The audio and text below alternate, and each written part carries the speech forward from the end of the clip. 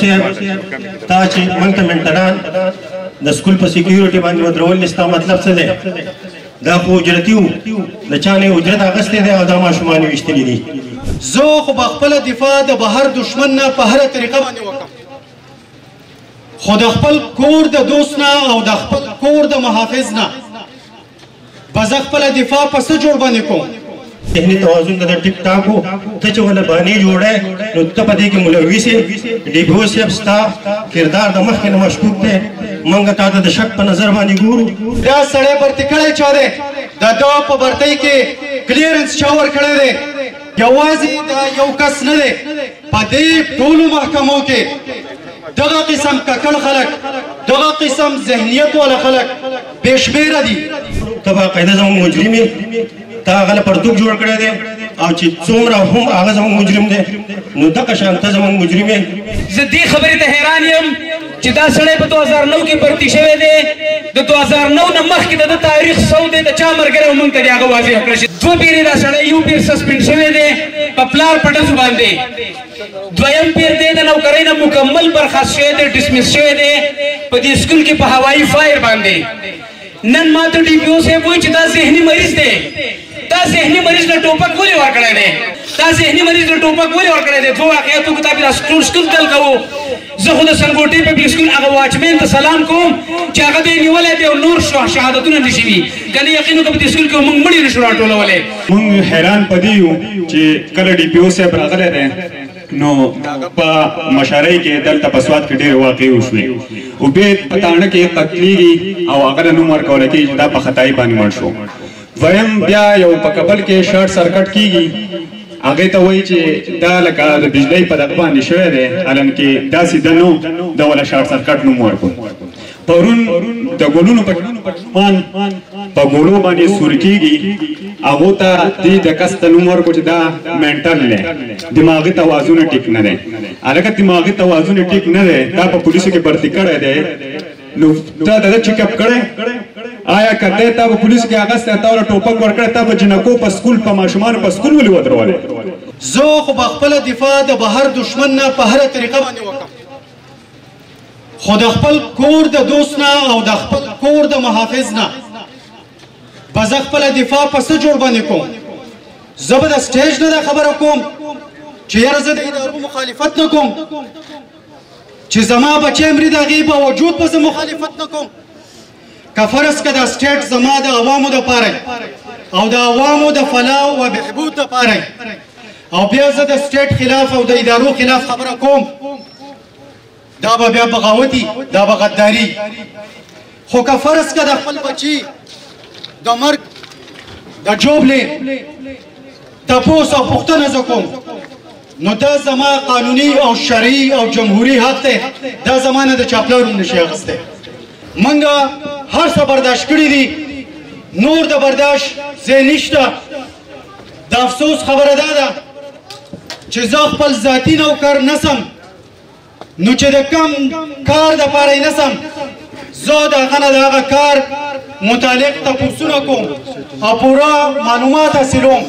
د هغې نه پس زه یو عام سړی م هغه له نوکري ورکوم. تو د سټیټ یو غټه ذمهواره ادارې او د هغې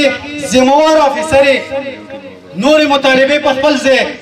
خو دا یو اهم مطالبه ده چې دا سړی بھرتي کړی چا دی، د ده په بھرتۍ کې کلیرنس چا ورکړی دی، دا ټول تحقیقات دې وشي او آخري بنیادونو پورې دې خبره لاړه شي. یوازې دا یو کس نه دی، په دې ټولو محکمو کې دغه قسم ککړ خلک، دغه قسم ذهنیت والا خلک بې شمېره دي. نو که فرض که منګه د خپل قوم واګې د ملک واګې دغه قسم خلکو له ورکو نو زمونږ دشمن ته هېڅ ضرورت هم نشته، دا زمونږ لپاره کافي دي. دغه پرونۍ واقعه چې کومه شوې ده نو موږ ټولو ته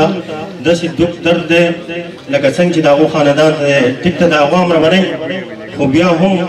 د یو انسان په حیثیت، د یو پښتون په حیثیت، د یو سواتي په حیثیت موږ په دغه غم کې د هغو سره یو شان غمجن یو. موږ به د هغو سره ولاړ یو او تر هغه پورې به سره ولاړ یو تر څو پورې دغه مینټل خپل انجام ته نه رسېدلی. د ډي پی او صاحب دا خبره چې دا سړی ذهني طور منټل و دماغي توازن یې ټیک نه و نو د دې خبرې زه پر زور مذمت کوم او غندنه یې کوم چې ډي پی او صاحب تا چې موږ ته منټلان د سکول په سکیورټي باندې ودرول ستا مطلب څه دی دا خو اجرتي و د چا نه اجرت اخیستی دی او دا ماشومان یې ویشتلي دي که اجرت یې نه وي اخیستی نو سوال نه پیدا کېږي چې هغه دومره جرات کړی وی ښه ټیک ټاک اجرت اخیستی دی د دې تفتیش وشي تحقیقات وشي چې اجرت چا ورکړی دی او دا کار د ولې کړی دی دی چې لیونی و منټل و ذهني توازن یې خراب و د به ځان ویشتی و خلک خودکشي کوي یا به خپل بچي ویشتي وو یا به دا نور پولیس ویشتي وو په تاڼه کې به څه بله ډنډه لړلې وه نو دا خو ښه صفا خبره ده چې دی ذهني توازن د ټیک ټاک و ته چې ونه بانې جوړی نو ته په دې کې ملوث یې ډي پي او صاحب ستا کردار د مخکې نه مشکوک دی موږ تا ته د شک په نظر باندې ګورو او دا خلک دا خبره کوي چې دی ریزاین ورکړي یا دی دغه نه بدلي وکړي نو زه دا خبره کوم چې موږ به ستا بدلي هم نه غواړو ریزاین درنه هم نه غواړو ته باقاعده زموږ مجرم یې تا هغه له پرتوک جوړ کړی دی او چې څومره هم هغه زموږ مجرم دی نو دغه شان ته زموږ مجرم یې دا په هر کور باندې حادثه ده په یوازې په دغه کسانو ورځ د چا چې ماشوم دغه شو موږ له افسوس په دې راځي چې په بعضې وخت کې موږ د هغه کسانو ښکار شو څوک چې زموږ موافظ دي نو په دې باندې سړی انتهایي خفه شي د خدای پاک د دې ملک نه چېرته لاړ شو بل موږ د پولیس خلاف نه یو د بل چا خلاف نه یو خو پولیس په خپله مثال کې طور دا ډي پي او صاحب چې د کلي نه راغلی دی تاسو به سوچ کړی چې په موږ باندې څلور پنځه حادثې رالي خو ډي پي او صاحب انتهایي مخلص او پوست سړی دی د هغه وخت ته دا خبره رسي نو چې یا استعفا ورکول غواړي یا د دې ځای نه بدلي کول غواړي نو تاسو د حدیثو ته وګورئ زمونږ خورایي په مینګوره کې د بڼ په تاڼه کې وویشتو تاسو ولیدو د هغې څه پته ونه لګېده پولیس په موږ پسې د ښکته ځای نه راغی تاسو چې کله د سوات حالاتو خرابېدو ته وګورئ نو په هغې کې به ستاسو د سوات یو کس نه وي ډي آی جي صاحب د بل ځای دی ډي پي او صاحب د بل ځای دی زمونږ د بل کمیشنر صاحب د بل ځای دی زمونږ خپل کمیشنر و دلته د سوات هغه یې زمونږ نه لر کړو هر سړی د سوات په حالاتو د کور مطلب دا دی چې په کور باندې د کور سړی پوهېږي پکار دی چې په دې وخت کې زمونږ سره زمونږ خلک وی خو په هر حال دي د هغه ځای نه ګډ جوړ ځان له وکړي او د هغه ځای نه په موږ پسې راشي او په موږ باندې دا لبې وکړي ډي پي او صاحب ته چې دا خبرې کوې چې دا ذهني مریض دی ټیک شو تا دا ووې نو چې ته ذهني مریضان ته په داسې حساس ځیزګونو کې لګې خو دا خو ستا ناکامیابي ده خو مونږه دلته کې داسې مجبوره کوئ نو چې مونږ دلته کې مونږ دا وایو چې نه مونږ انټي سټیټ یو نه انټي پوج یو نه ادارې خو چې څوک ظلم کوي د هغه خلاف یو او مونږ دا په هر ځای کې وایو مونږ د خپل سټیټ سره په ښه په هر څه کې ولاړ یو خو که ظلم څوک په هره یو اداره کوي نو د هغه به مونږ خلاف یو داسې دی د دې نه اخوا د نور واقعیات هم داسې شته چې ډلې کړي دي په پلار یې کړي دي په دغه یې کړي دي نو چې داسې کس دې څنګه تصدیق یې چا کړی دی دې څنګه په دې کې اخیستی شوی دی په پټو سترګو باندې واخیستی شو